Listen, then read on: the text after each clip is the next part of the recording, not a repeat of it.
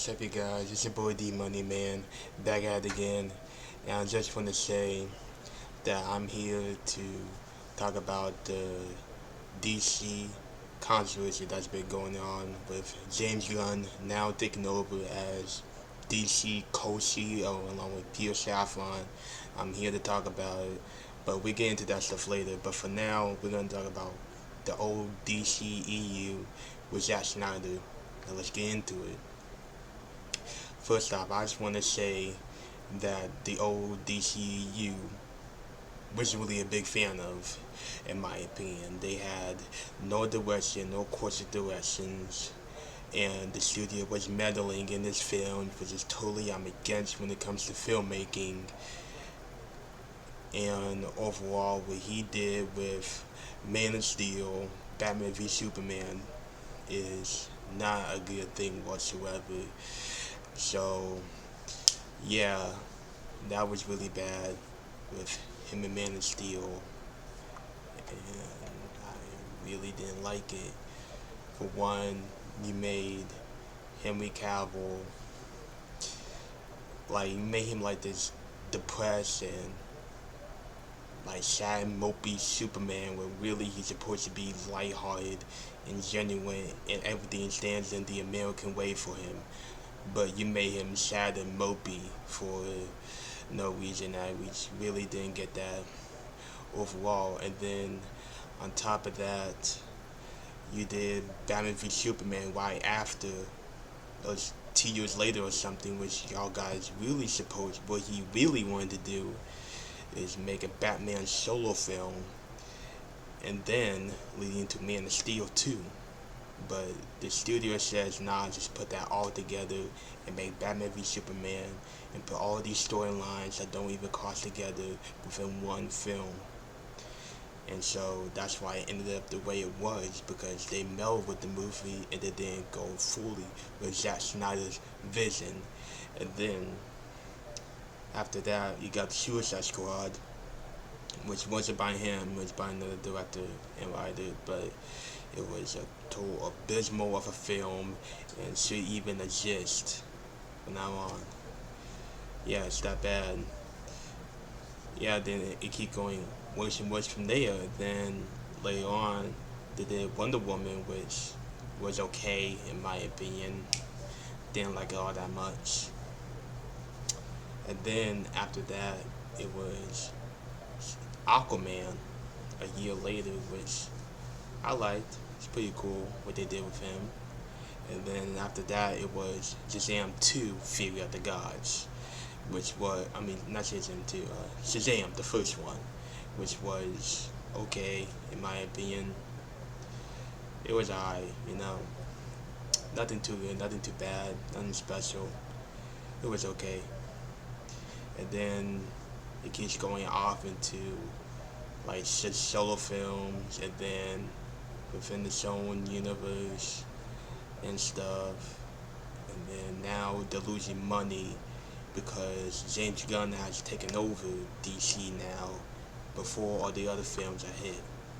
So now we're gonna have a sort of like half reboot in the way, because the Suicide Squad characters are gonna come in, you know, like members of Team Peacemaker and all the other Suicide Squad characters from the Suicide Squad. And then Matt Reeves' Batman and all the Batman stuff that Matt Reeves is doing is in its own universe, so that'll be labeled along with Todd Phillips' Joker. So anything that's not in James Gunn's plan is labeled as DC Elseworlds story. So that'll be the story. DC Elseworlds. It'll be labeled as that if it doesn't fit in with the Chapter 1 Gods and Monsters for James Gunn. So with that being said, let's get into James Gunn. Okay, so James Gunn's DC slate. This is it right here. And as we can see with this one right here, Shazam Fury of the Gods.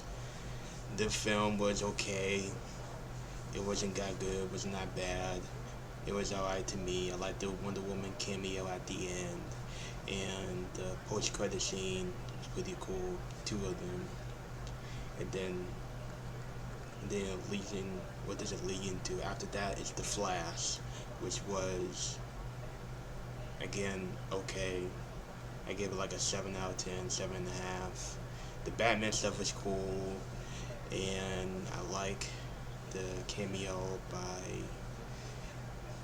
Ben Affleck. That was really cool. And at the end, it was really shocking once, spoiler alert if you haven't seen it, George Clooney is at the end, and now Barry, the Flash, is now in George Clooney verse, the Batman Forever verse, and that was weird that they did that. And then, which not really a soft reboot, they just put the Zack Snyder and the other stuff. And then Blue Beetle is next in this month in August. And then with that film looks like it's gonna be pretty good. And then after that, Aquaman 2 in December, which looks like that's also gonna be pretty good.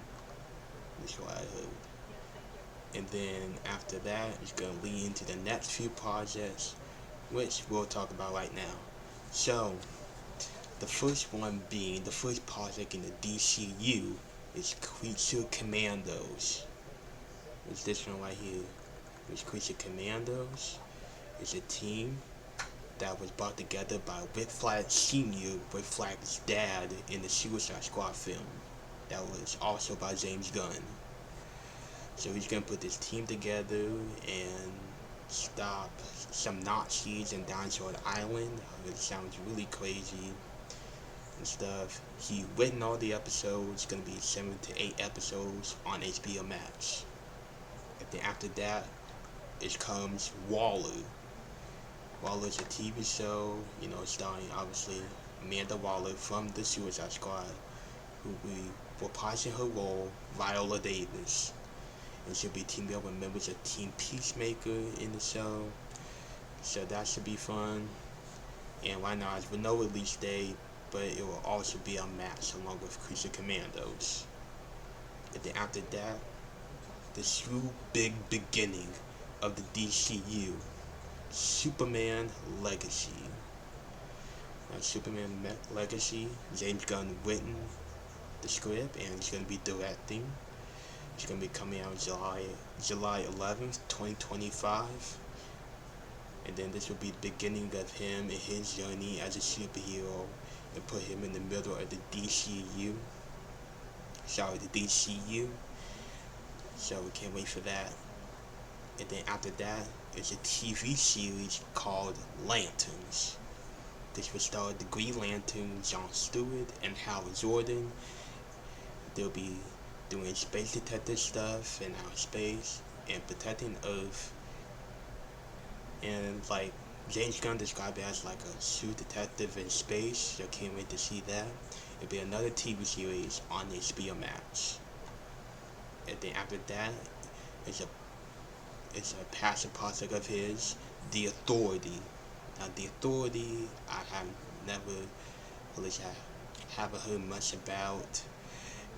What I heard from most DC fans is that it's basically a parody version of Justice League. Like, take the boys from the Seven and then make Homelander and Black Noir gay. At least that's what I heard. So that has no release date.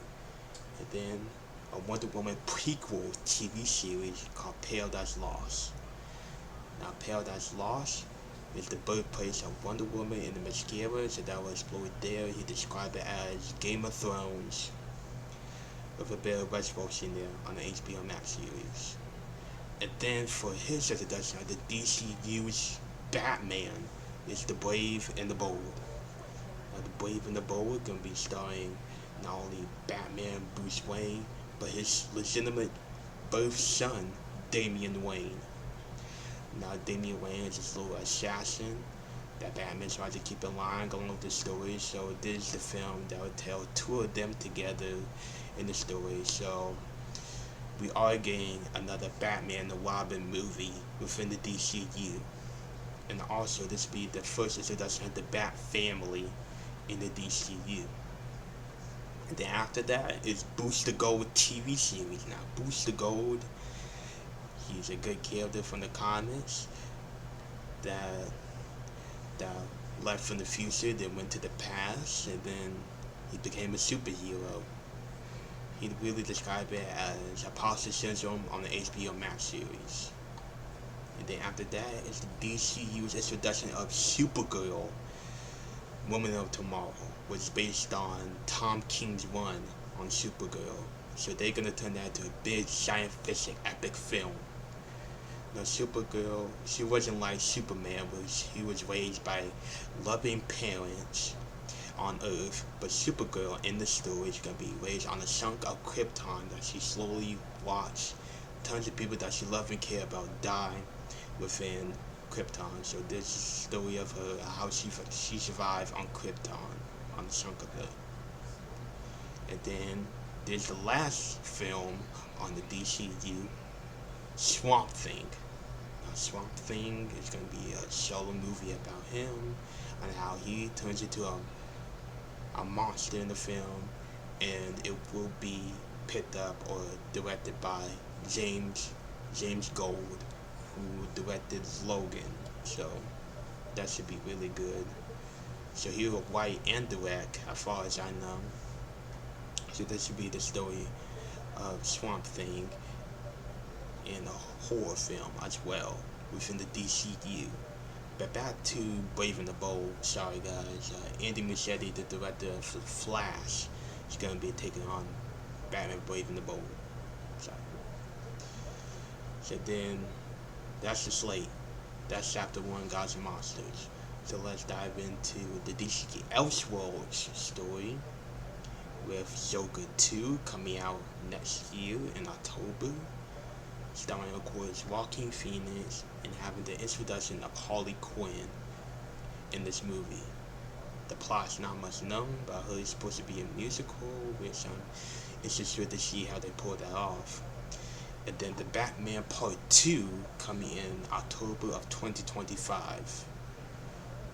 Which not much of the plot is known, but I heard the rumored villain is Clayface and Two-Face. So we'll see how they do there.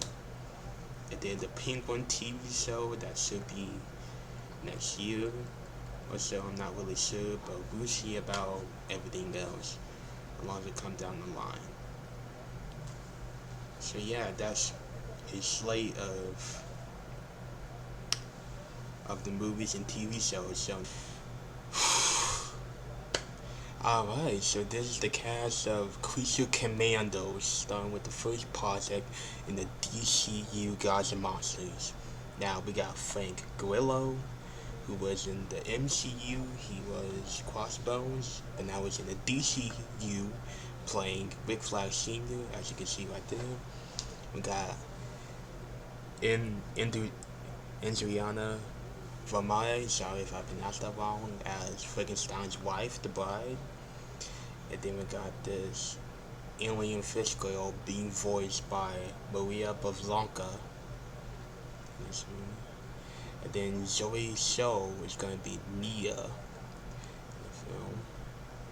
Whoever that is, she's not in this picture, if y'all guys are wondering. And then we got David Harbour, who's going to be Frankenstein within the DCU. Was also in the MCU as the Red Guardian and Black Widow. And then we got James Gunn's brother, Sean Gunn, not only returning as Weasel, this guy, but he's also going to be G.I. Robot, this guy, so he's going to be voicing two characters. And then Alan Tudyk as Dr. Phosphorus, that's this guy right here. And then Economos from Team Peacemaker in the Peacemaker TV show is going to be coming back as the same character. So that's good for him. And then moving on to Superman Legacy casting with David Cornsway as the main star, Clark/Superman, Kal-El, and then Rose as Lois Lane in the new DCU. Then we have, it doesn't show it here, but Eggy Dethetti as Mr. Terrific, and Alessa Merced who will be playing Hawkgirl. And then another James Gunn old friend, Nathan Fillion, who will be playing the Green Lantern. And not just the Green Lantern, but he'll be playing the Guy Gardner version of Green Lantern. Another Green Lantern within the Lantern Corps. So that's the casting. The two news that we got is first it was this one. Now it's this one. So this is the news that we got. So now we're gonna run right here, guys. So I forgot what's this dude's name, but he's from the Barry Show with Bill Hader. But he's gonna be also in Superman Legacy. He's gonna be playing this guy Metamorpho within the DCU. Now it's in the name Metamorpho. He can morph into different stuff, different elements and materials, and he can also turn into kryptonite, which is Superman's weakness. So maybe he's a villain within the movie. Who knows? But that's the news that we got today. We got these casting announcements within the next few days. So this is what we have. That's what we got. So yeah, that's all the news we got for the DCU, at least currently right now. So we're just waiting for more updates. So that's why I just had to say the whole thing with the DCU with James Gunn taking over, guys. So the next video would be about the MCU falling off Marvel, and that's going to be coming within the next few days or so. So I will see you later.